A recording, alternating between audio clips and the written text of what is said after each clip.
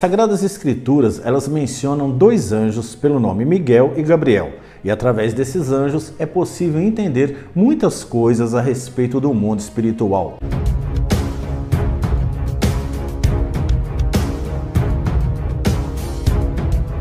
Um dos livros que mais fala a respeito dos anjos é o livro do profeta Daniel.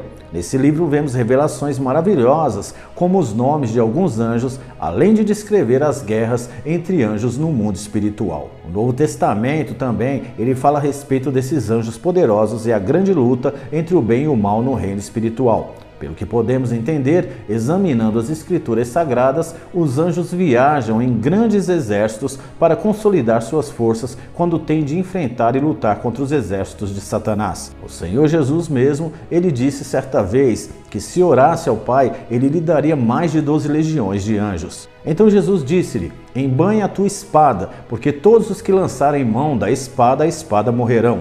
Ou pensas tu que eu não poderia agora orar a meu Pai e que ele não me daria mais de 12 legiões de anjos? Bem, vamos ver então alguns nomes de anjos que as Sagradas Escrituras mostram e também examinar sobre a guerra espiritual mencionado na Bíblia. O primeiro anjo que eu quero aqui mencionar é o arcanjo Miguel. O nome do arcanjo Miguel, ele tem alguns significados, e um dos seus significados é: quem é como Deus? Em Daniel, o arcanjo Miguel também é conhecido como um dos primeiros príncipes. Mas o príncipe do reino da Pérsia me resistiu por 21 dias, e eis que Miguel, um dos primeiros príncipes, veio para ajudar-me, e eu o deixei ali com os reis da Pérsia.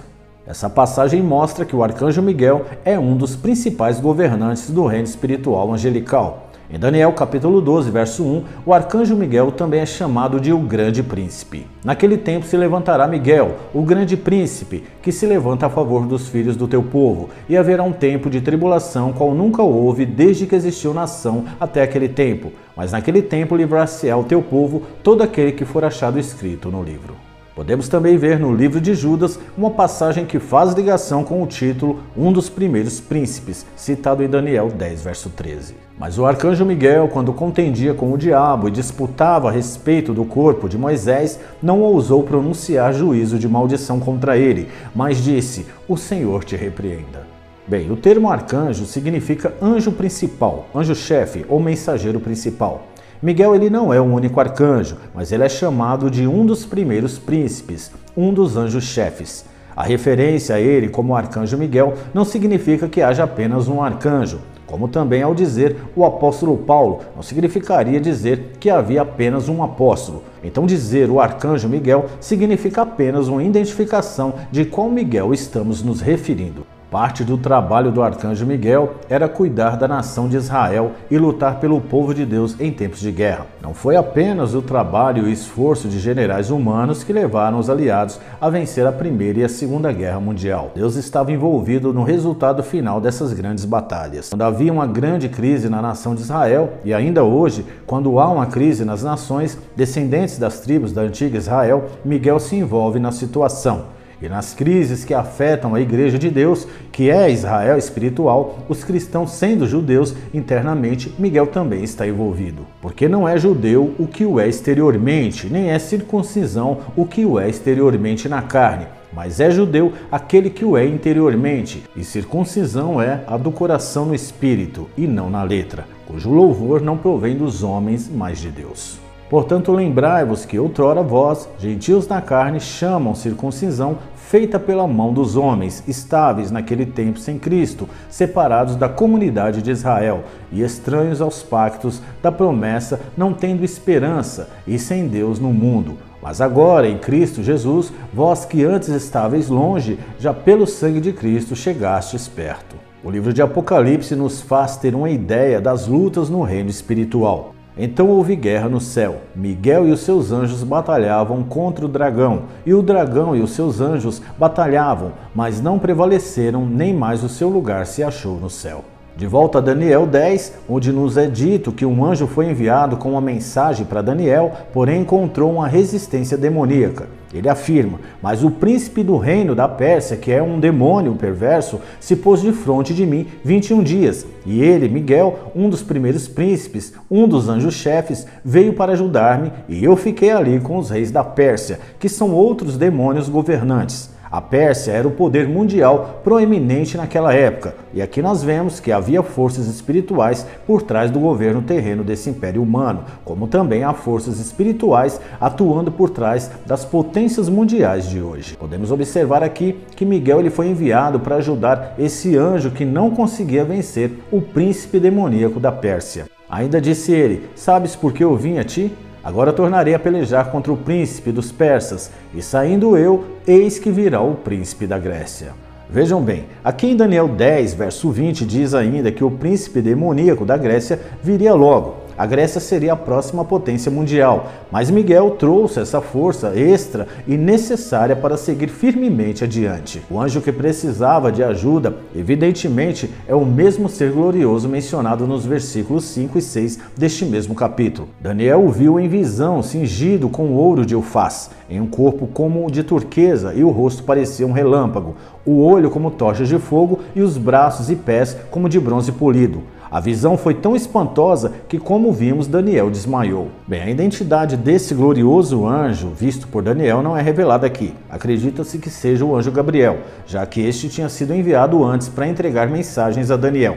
Isso é bem possível. Se de fato for Gabriel, talvez Daniel não tenha percebido isso, pois ele não apareceu em sua costumeira forma humana, mas como um espírito espetacular. Entretanto, também poderia ter sido um anjo diferente. As Escrituras não nos esclarece isso. O anjo disse a Daniel que foi imediatamente enviado assim que ele começou a orar e a jejuar diante de Deus. Então me disse: "Não temas, Daniel, porque desde o primeiro dia em que te aplicaste o teu coração a compreender e a humilhar-te perante o teu Deus, são ouvidas as tuas palavras, e eu vim por causa das tuas palavras." Vemos aqui que as orações de Daniel foram ouvidas, mas suas respostas só veio 3 semanas depois por causa de uma intensa batalha espiritual.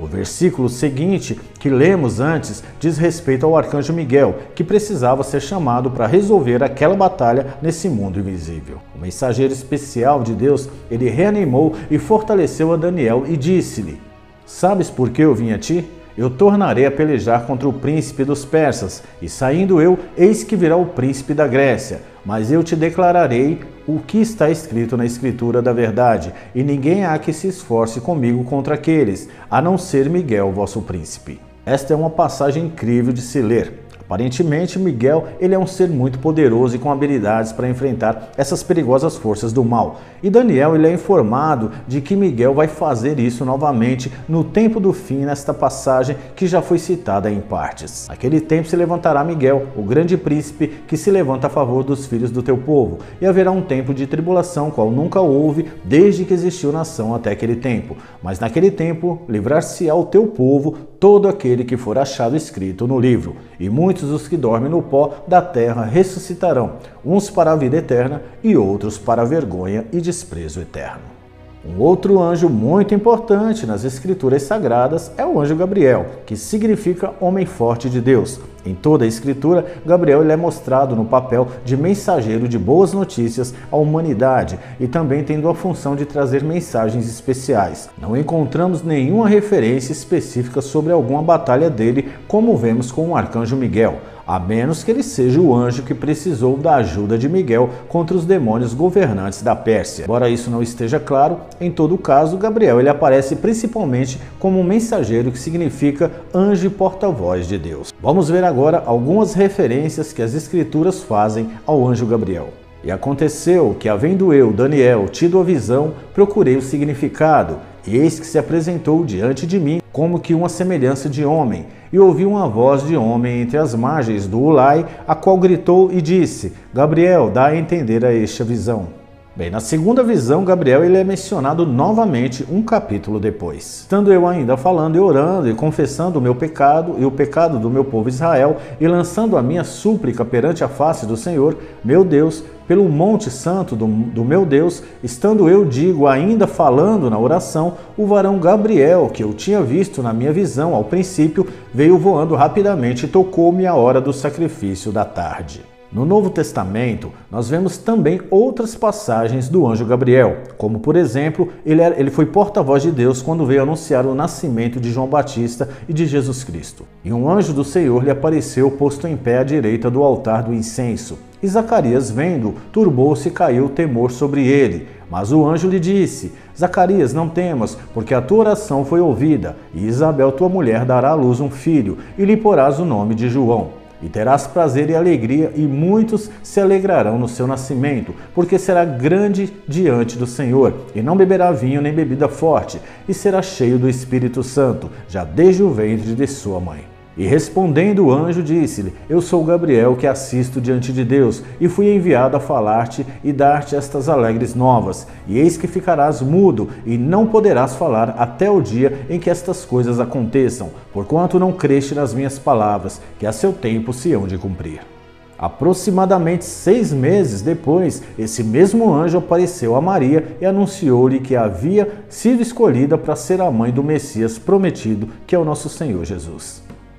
E no 6º mês foi o anjo Gabriel enviado por Deus a uma cidade da Galiléia chamada Nazaré, a uma virgem desposada com um homem, cujo nome era José, da casa de Davi, e o nome da virgem era Maria.